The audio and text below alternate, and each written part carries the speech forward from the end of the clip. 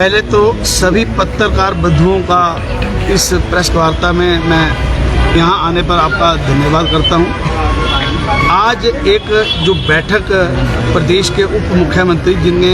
परिवहन विभाग का हिस्सा लिया, उनकी अध्यक्षता में बैठक हुई जिसमें प्रधान सचिव और कमिश्नर ट्रांसपोर्ट भी शामिल हुए और हमारी एक एक पॉइंट वाइज पॉइंट जो है सारी बातों को सुना। और ऐसे माहौल में जो बैठक हुई है आज से पहले कभी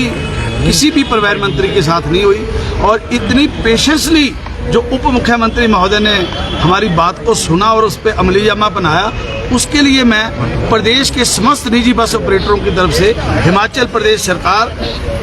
प्रदेश के मुख्यमंत्री और उप मुख्यमंत्री मुकेश अग्निहोत्री दोनों का दिल की गहराइयों से धन्यवाद करता हूँ। हमारी सबसे जो ज्वलनशील मुद्दा ये था कि हम अपनी बस को जो चलाते हैं वो 8 साल के बाद हम अपने रूट पे नहीं चढ़ा सकते। आज 40 लाख रुपए की बस 8 साल के बाद अगर स्क्रैप हो जाए तो बहुत बड़ी मुसीबत की बात है। 8 साल में बैंक का कर्जा खत्म होता है और बहुत छोटे छोटे पहलू थे जिसका ना तो सरकार को फायदा हो रहा था ना ही जनता को फायदा हो रहा था, केवल मात्र नुकसान जो है वो निजी बस ऑपरेटर का हो रहा था, जिसको डिटेल चर्चा के बाद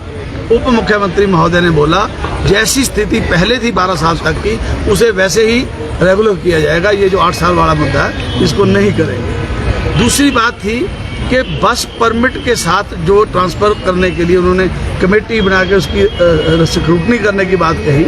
उस पर भी बड़ी विस्तार पूर्वक चर्चा हुई और हमने उन्हें बताया कि 2 वर्ष पहले भी 3 वर्ष पहले भी ऐसा परिवहन विभाग से आया कि हम परमिट जो है बस के साथ नहीं ट्रांसफ़र करेंगे। तो हमने लिखित रूप में दिया सरकार को कि आप इसकी लीगल समीक्षा कराएं। तो परिवहन विभाग ने उस टाइम के जो विधि सचिव थे उनको लिखा और हमारी भी सुनवाई की और लॉ पॉइंट पे उन्होंने लीगल एडवाइस परिवहन विभाग को दी कि अगर कोई आदमी अपनी बस के साथ अपने परमिट को ट्रांसफ़र करना चाहता है तो उसे वो जायज़ है,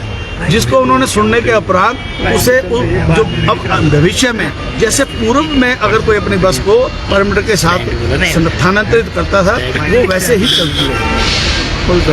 उसके बाद जो HP 02 की बसें हैं उनका जनवरी 21 से लेके आज दिन तक टैक्स पे नहीं हो रहा था, क्योंकि उसका एक बस का जो टैक्स है 45 से 50 लाख रुपए प्रति वर्ष बढ़ रहा था, लोग दे नहीं पा रहे थे। वो जब आज पूरी चर्चा हुई तो उन्होंने महसूस किया कि एक बस की कीमत 25 लाख और उसके ऊपर टैक्स एक वर्ष में 40 लाख, ये बिल्कुल गलत है। उन्होंने तत्काल ही प्रधान सचिव और कमिश्नर ट्रांसपोर्ट से कहा हमें लोगों को मारना नहीं है, फैसिलिटी भी देनी है, जो काम करता है वो भी कमाएगा, तो ऐसे कैसे होगा। तो इसको बिल्कुल जो जायज़ वायबिलिटी जैसे बस की भी वायबिलिटी हो, बिल्कुल जल्द से जल्द इसको अमलीजामा बनाया जाए।